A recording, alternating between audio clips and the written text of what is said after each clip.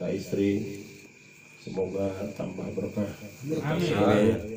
semuanya dan selamanya. Barokah karomah guru agung Abaos. Al-Fatihah. A'udzubillahi minasyaitonirrajim. Bismillahirrahmanirrahim. Ya kana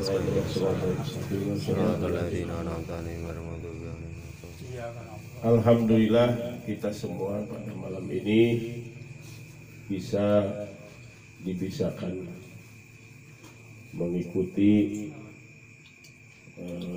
membiasakan kebiasaannya Syekh Mursyid, mengamalkan amalannya Syekh Mursyid, dan juga mencintai apa yang dicintai oleh guru kita, termasuk di Manakiban ini. Semoga kita tambah istiqomah. Amin. Diberikan kekuatan, kesabaran, keikhlasan dalam mengamankan dan melestarikan ajarannya. Jamaah sekalian, saya tidak lama nih, jam 9 harus selesai. Malam ini punya rencana musyawarah. Alhamdulillah dari roh benar ya 4 mobil lah kira-kira. Di Jambenya ada bis? 2. Oh ada? 2. Ya berarti bareng-bareng ya mengata ya. Kang Aji sudah dari mana? Risi terbang udah langsung ketemu di Masjid Atin biasa di Cikijing.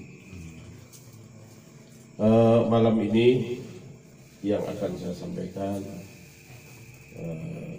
tentang sabda Guru Agung saja. Mudah-mudahan dari sabda Abah ini bisa menyangkut kepada Ilu Suhur. Sabda pengarsa Abah begini, kita ini jangan hanya hafal sejarah, harus terus melangkah. Contoh,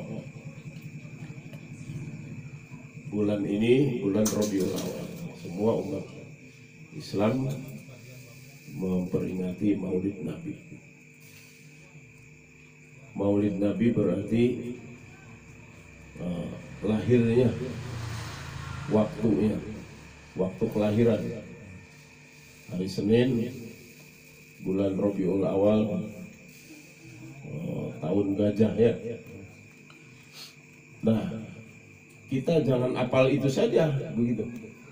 Kita harus melangkah. Melangkahnya kemana? Kita itu mengamalkan kelahiran Kanjeng Nabi Muhammad SAW, tanggal kelahirannya yaitu tanggal 12 Rabiul Awal dengan dzikir la ilaha illallah. Karena dzikir 12 huruf. Berarti ketika kita mengamalkan dzikir jahar itu sama dengan memperingati hari atau tanggal kelahirannya Kanjeng Nabi. Makanya dalam manakib ini merayakan 9 kemenangan termasuk Maulid dan mauludnya Kanjeng Nabi Muhammad SAW. Itu. Jadi kita tuh udah melangkah, bukan hanya hafal saja. Nah, kemudian contoh lagi, ketika bulan Ramadan, tanggal 17 Ramadan itu semua umat Islam pasti mengadakan peringatan Nuzulul Quran.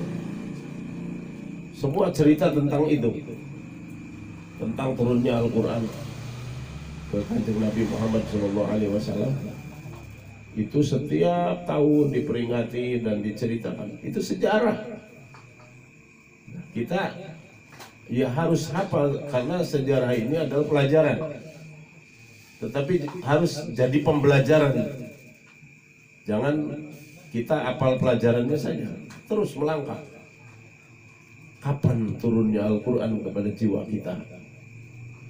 Makanya kita pada saat ditalqin dzikir, ya itulah turunnya Al-Quran kepada hati kita. Jadi kita sudah melangkah. Kemudian juga pada Isra Mi'raj. Isra Mi'raj setiap begitu ketemu bulan Rajab semua peringatan. Isra Mi'raj itu sejarah yang tidak akan terulang kembali. Jadi peristiwa sejarah perjalanan Kanjeng Nabi dari Masjidil Haram, Masjidil Aqsa, Sidratul Muntaha, terus ketemu dengan Allah, lalu dapat perintah 5 waktu sholat akhir-akhirnya, ujung-ujungnya. Itu semua kan apal pasti. Mungkin anak SD sampai TK juga mungkin udah apal cerita itu. Tapi kita jangan berhenti di situ, terus melangkah. Bagaimana kita bisa mi'raj? Yaitu pada saat talqin dzikir kemudian diamalkan, itu kita selalu mi'raj. Maka kata Nabi, as-salatu mi'rajul mu'minin. Jadikan sholat sebagai alat mi'raj bagi kaum mukminin. Makanya kita sudah punya, sudah bisa lah. Jadi ternyata sholat yang mi'raj itu sholat yang ada dzikir kopinya. Ya sudah, kita sudah melangkah. Itu. Jadi dan semuanya, pokoknya semua kita harus melangkah. Jangan hanya apal sejarah. Itu sabda yang terbaru. Nah, kita sudah melangkah, sudah memiliki semuanya. Tinggal apa? Dia tinggal pasrah. Gitu. Jadi ujungnya ilmu itu kepasrahan. Awalnya ilmu mengenal Allah, ujungnya kepasrahan. Segalanya pasrah. Kalau sudah pasrah, ya sudah. Kita nggak boleh ada mengeluh dan lain sebagainya. Contoh tadi saya ada telepon dari Kiai dari Singaraja, nggak sebut namanya ya. Habis dikir katanya belum selesai, motornya ada yang hilang, ada yang ngambil. Wah, kalau begini kan sama seperti saya dulu kan saya. Ya. Jadi itu. Terus saya apal, ya bukan apal. Oh ya, jawabannya ini. Ada sabda guru.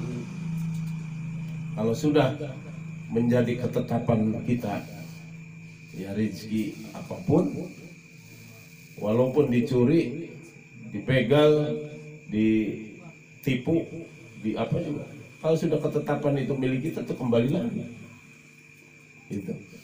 Itu kata apa begitu. Jadi ya kasih aja. Berarti bukan milik dia. Karena apa? Kalau kita lagi la ilaha illallah, la ilaha illallah, ya kita lagi bersama Allah.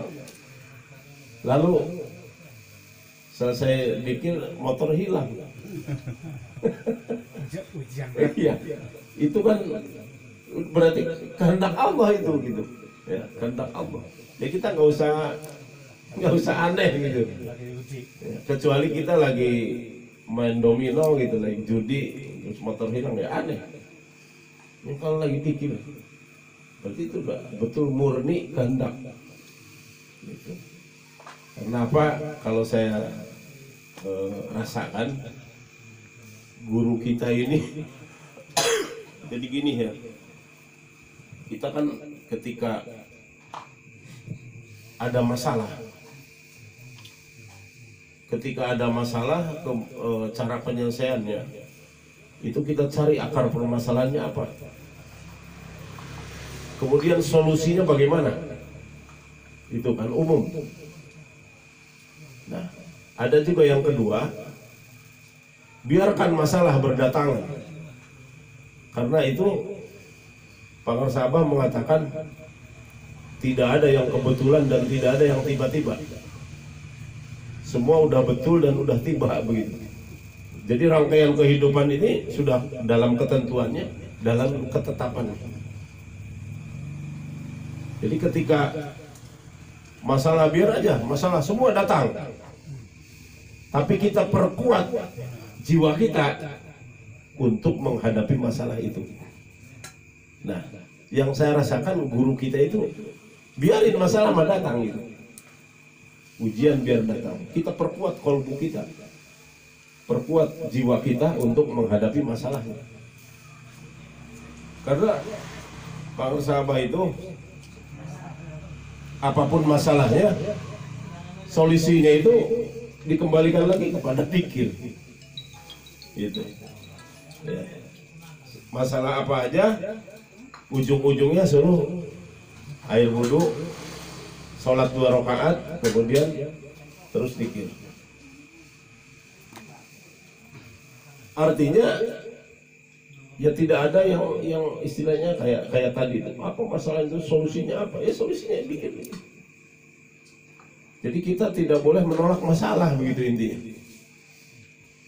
Seperti dalam berdoa ada, kita tuh adab-adabnya berdoa itu, jangan berdoa itu jangan minta masalah itu diperingan, apalagi tidak ada masalah ya, minta dipermudah, itu nggak boleh tuh guru kita. Jadi berdoa itu semoga kita kuat untuk menghadapi masalah itu gitu, semoga kita diberi kekuatan. Kemudian juga seperti kita ya umum ya, semoga anak kita soleh. Kalau punya istri semoga istri soleha gitu kan. Kalau punya suami semoga suaminya soleh. Nah, ada seseorang mengadu kepada Abah gitu, semoga istri saya itu gini. Yang benar itu kitanya yang soleh gitu. Jadi jangan mengharapkan istri yang soleh, kitanya dulu harus soleh buat istri, kitanya yang soleh buat anak, kita harus soleh buat misalnya kita jadi karyawan dari perusahaan, semoga bos kita baik kepada kita. Itu tidak bagus. Kita yang harus baik tunjukkan kepada bos kita. Jadi nanti juga kalau kitanya soleh, kitanya ya baik, itu dengan sendirinya. Begitu.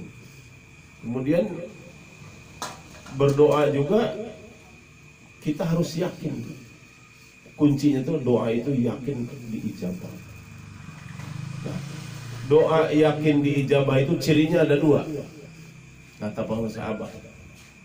1, ketika berdoa kita jangan minta apa-apa.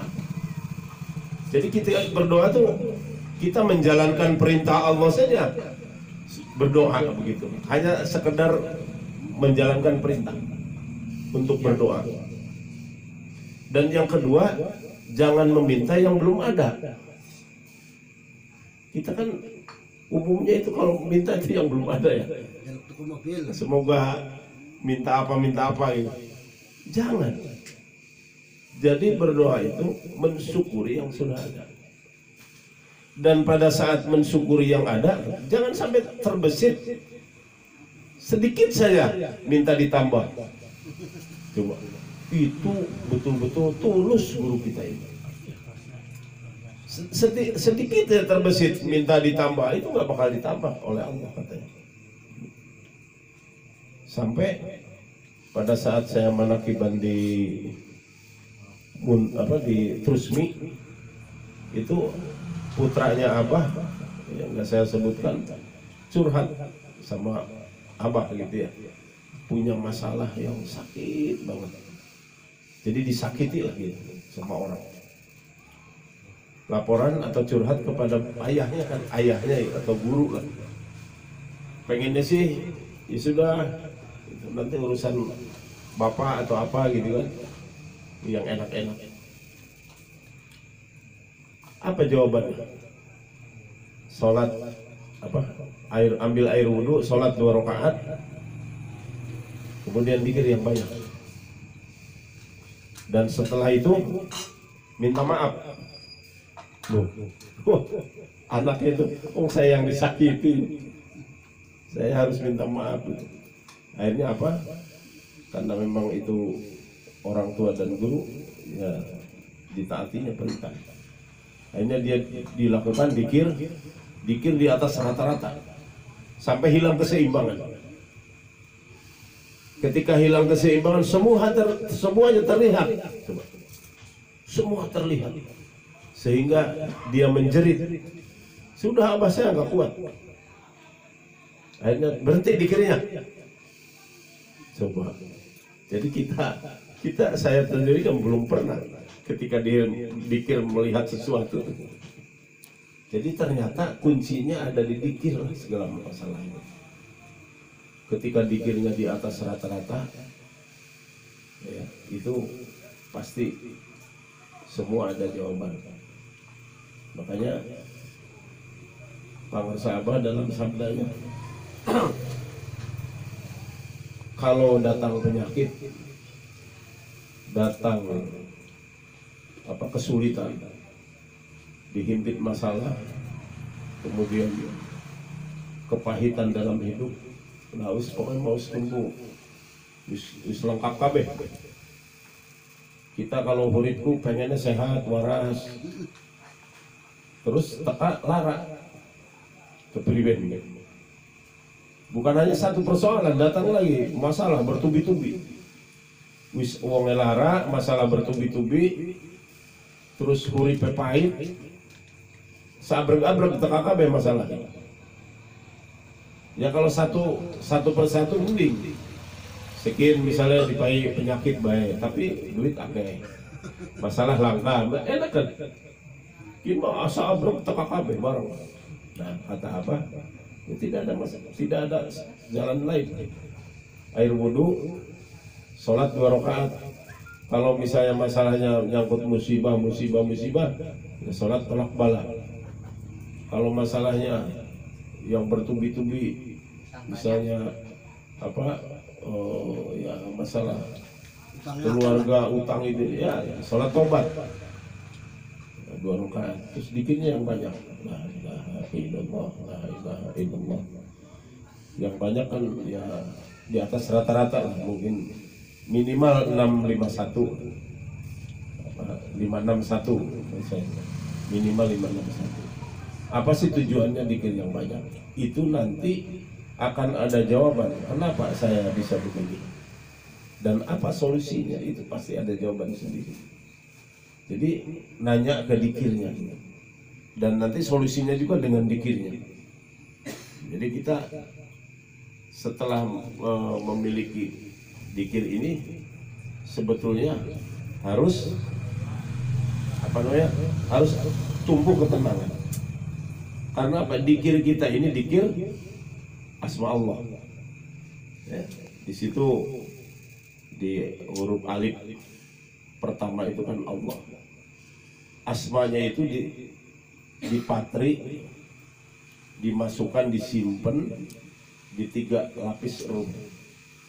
12 huruf, 4 huruf, dan 1 huruf. Nah, kalau sudah dipatri di situ, diabadikan, itu kita itu sudah ya mau ada masalah, mau tidak ada masalah, sudah nggak ada masalah sebetulnya. Karena bersamanya terus. Karena Allahnya juga tahu masalah kita begitu. Hanya tinggal nambah rasa dan nambah keyakinan. Jadi iya, saya sudah talqin dikir, saya sudah bersamanya. Tidak pantas lagi kecewa, tidak pantas lagi itu tinggal dikir. Karena apa? Dikir kita ini sudah termasuk doa. Dikir dengan Ismul A'dham, dengan Ismul Jad ini udah paling hebat gitu, dibanding dikir dengan nama-nama yang lain, asma-asma yang lain. Jadi ya dikir jahar dan dikir khofi itu doa sebetulnya, doa yang paling mustajab. Kita nggak perlu minta apa-apa lagi lah gitu. Makanya setelah talqin itu harus berlaku tiga macam itu. Harus merasa tidak tahu apa-apa, merasa tidak punya apa-apa, merasa tidak mau apa-apa gitu. Jadi bayi lagi, bayi yang lahir ya bayi kan tidak mau apa-apa, bayi tidak tahu apa-apa, dan bayi tidak punya apa-apa. Jadi kalau sudah balikan lagi lah, tidak perlu ditalkin lagi sih sebetulnya, tinggal rasa aja kembali ke situ, sehingga kita akan pasrah ujung-ujungnya. Ujung-ujungnya ketika ada masalah ini, oh iya, ya tinggal dikitnya aja tambah. Ada lagi masalah ini, oh iya. Jadi nggak ada yang aneh begitu dalam hidup. Ya seputarnya itu aja, masalah datang, pergi lagi, datang lagi, masalah pergi lagi. Jadi adanya dirasa, diolah rasa. Rasa bingung itu karena rasanya sedang dikuasai oleh setan. Kembalikan lagi ke rasa bersama Allah, bilang lagi. Nah, tumbuhnya rasa ini, kuatnya rasa ini itu karena dikir jaharnya banyak. Udah, kuncinya itu. Kalau dikir jaharnya apalagi nggak bener gitu, cara-caranya, terus nggak banyak lagi, ya udah, rasa ini kurang tumbuh. Rasanya berat, rasanya bingung, rasanya susah, itu hantam dikir jahar yang banyak. Keyakinan yang paling pokok, yakin dengan gurunya, yakin dengan dikirnya, kemudian caranya yang benar, dan jumlahnya yang banyak. Ketika yakinnya kuat, caranya benar, jumlah dikirnya banyak, dikir kita akan, kalau sakit akan menyembuhkan penyakitnya, kalau banyak masalah akan menuntaskan masalahnya, kalau banyak permohonan akan bisa mengabulkan permohonannya. Karena bolak-balik juga itu lagi jawabannya. Penjelasan dari semua kiai misalnya atau mubalig itu ya alatnya nanti hanya menambah wawasan saja. Kembalinya ke situ, kembalinya ke dikir. Jadi kunci utamanya itu dikir jahar, sudah titik. Bahkan di situ ikro itu baca itu bukan hanya baca buku, ternyata baca buku juga, baca kitab untuk menguatkan otak. Kalau membaca Quran yang sudah kitabnya dimasukkan ke dalam hati, yaitu dikir jahar itu la ilaha illallah, tidak diamalkan, ya pada saat mengamalkan itu sama dengan membaca gitu. La ilaha illallah itu membaca Al-Quran, kita itu sama. Al-Quran yang ada di dalam kolbu kita, yang sudah ditanam, itu yang lebih mantap. Ketika kita banyak dikirnya itu ilmu bisa datang. Itu ilmu dengan kekuatan, ya laduni itu dari Allah langsung diberi. Malah kalau tahu rahasia-rahasianya itu, waduh, nggak mau orang kafir jadi kafir, pasti dia akan dikir la ilaha illallah. Banyak rahasia di situ. Maka dengan demikian kita pertahankan ya. Terus ingat-ingat lagi, oh kita ini sudah talqin dikir, kita ini banyak kehebatannya, gitu kan. Kita ini dikir ini dikir paling utama. Masa kita akan lemah begitu? Ingat lagi itu, ingat sambil mengerjakan itu akan selalu bangkit. Wajar yang namanya ya jatuh bangun. Hari ini lagi semangat, besok lemah, itu wajar. Tapi yang pasti kita sudah memiliki semuanya, dan guru kita ada. Ketika kita sudah melakukan semuanya, ya sohbah ke sana. Ketika masih, ya kita ayo. Di situ ada 515 butir mutiara Abah Anom yang ditulis oleh Abah Jagat, dirangkum dalam kitab Kanjul Al-Arsi. Itu semua problem kehidupan jawabannya ada di situ. Kalau kita kayak membaca, kenapa kita bisa begini, kenapa itu semuanya ada di buku Kanjul Arsy 111 sabda guru, satu bukunya. Sekarang sudah ada 5 buku cetakan baru, yang keempat dan yang kelima. Itu semua solusi kita. Jadi punya masalah ini ada jawabannya di situ. Makanya kita tidak akan bingung. Kebingungan itu datang itu waktu kuliah subuh Abah Jagat ya. Karena kita tidak fokus saja. Tidak fokus sama guru dan tidak fokus sama amalian. Itu pasti ada bingung. Kalau hanya yang dilihat gurunya, kalau hanya yang didengar omongan gurunya, kalau hanya yang diingat dan diikuti hanya gurunya, kita tidak terpengaruh oleh apa sekeliling kita tidak akan bingung. Ya, so, saya tadi juga saya nyetel YouTube itu dari Buya Sakur tuh ya, yang tentang la ilaha illallah. Coba kalau kita nggak fokus, bingung. Masa la ilaha illallah hanya ucapan saja masuk surga? La ilaha man qala la ilaha illallah dahulal jannah. Dengan pemahaman beliau yang apa? Liberal itu lain pemahamannya. Nah, kalau kita mungkin beda dengan dia, tapi ya nggak apa-apa. Kita harus menerima, karena pemikir-pemikir bukan hanya guru kita saja, tapi kita harus fokus. Jadi itu hanya terdengar saja, jangan terganggu. Kalau kita sudah didengar, wah iya berarti ya amalan kita tuh apa sih? Kalau gini ya udahlah, cari lagi. Mulai itu bingung. Gitu. Jadi kuncinya supaya tidak bingung, satu saja yang diikuti, satu saja yang didengar, satu saja yang dilihat, satu saja yang diikuti, yaitu guru kita. Insya Allah kita akan tidak ada kebingungan dalam kehidupan ini, karena semuanya sudah lengkap.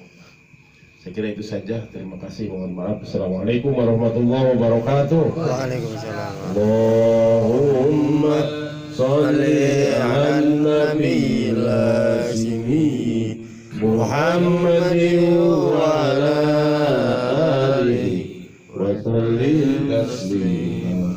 Allahumma sholli ala nabiyil lazimi Muhammadin wa ala alihi wa sallim taslima. Allahumma sholli ala nabiyil azimi Muhammadin wa ala alihi wa sallim taslima.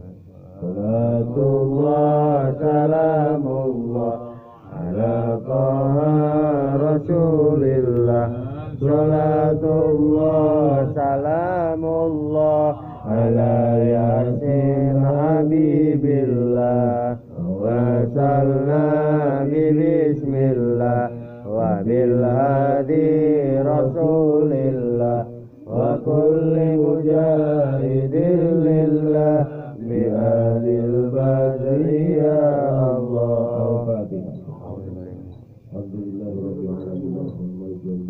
Iyyaka na'budu wa iyyaka nasta'in ihdinas siratal mustaqim siratal ladzina an'amta 'alaihim ghairil maghdubi 'alaihim waladdallin. Sebagai pengumuman, hari Minggu manakib di rumah saya, kemudian untuk hari Jumat manakib di Kiai Ambari dihadiri oleh Abah Jagat dan Abi Dadang. Abah Jagat sholat asar sudah di pesantren baru turun. Dan jadi silakan yang punya waktu, kesempatan, ya hadiri. Saya mah malam Jumat Kliwonnya ditaruh dulu. Padahal saya yang undang Abah Jagat waktu itu. Saya gimana di RB minta, ya udah nggak apa-apa.